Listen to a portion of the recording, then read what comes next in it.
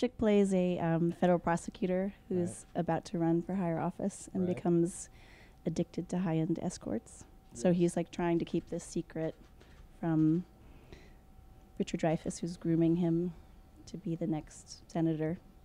So it's really about the issue of political sex scandals. And it starts from a very, what happens is Diana Agron here plays an intern that he is attracted to, not so strangely. All these, I mean, some pretty attractive people in this couch. U.S. Attorney's Office. Yes, and so what I think the movie does, which is very interesting, is it starts from a very small place, from just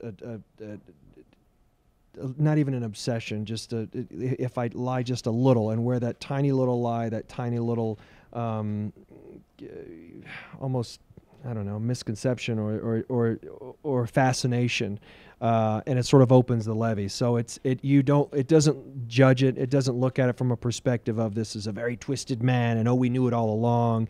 It's just a man who could be anybody in the room, and that's a very dangerous thing and a very scary thing, both to play and just to sort of acknowledge, because I think we, especially with politicians, because we build them up to strangely tear them down, it's when you look at it from a human perspective, that's what was so fascinating to me, to see the journey that he takes. And it starts very small. It doesn't just jump right into, oh, well, of course, he has a horrible sex life and a horrible marriage, and he's addicted to everything. And he's not that, which I think is a little scarier. It's not meant to be the story of, oh, I'm sorry that he's falling, because it really examines his obsession, and not a lot of people have that obsession.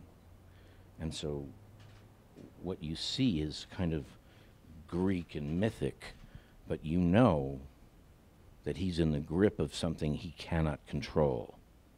And he is also in a position of enormous authority and power.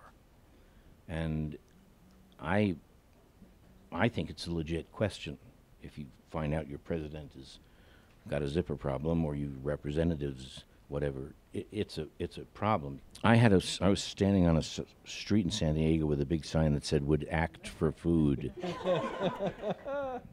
Myra called and sent me the script, and I was really impressed with the level of the script, because I thought it was going to turn into some grotesque, kind of Baroque comedy, awful, and it didn't.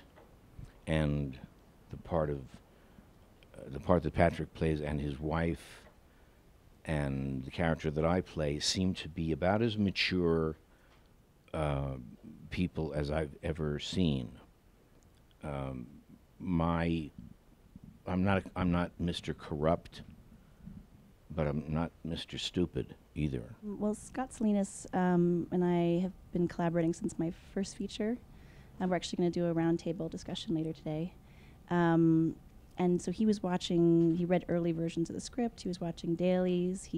My husband Joel Vertal edited the movie, and we were getting music from him that we put into the cut, but that as the movie changed, he was revising it. So it was a very long collaborative process. And we stumbled upon this idea of, because it's all about music to enhance being even more inside Patrick's skin so this idea of the cello as a man, and so we use a cello in many different, I should say Scott uses a cello in many different ways in the movie. We all do. We all play the cello. Yeah. All the ladies here. Yes. All the ladies. Yes. There's like They're going on tour together. a particularly crazy sex scene with a cello. Wow. Can't do it there. Just kidding. Well, there's no easy way out. I mean, yeah, no, that was very important. The ending was very important. If the ending was different, I don't think I would have done the movie, because then it just would have seemed, he's fixed it, it's wonderful.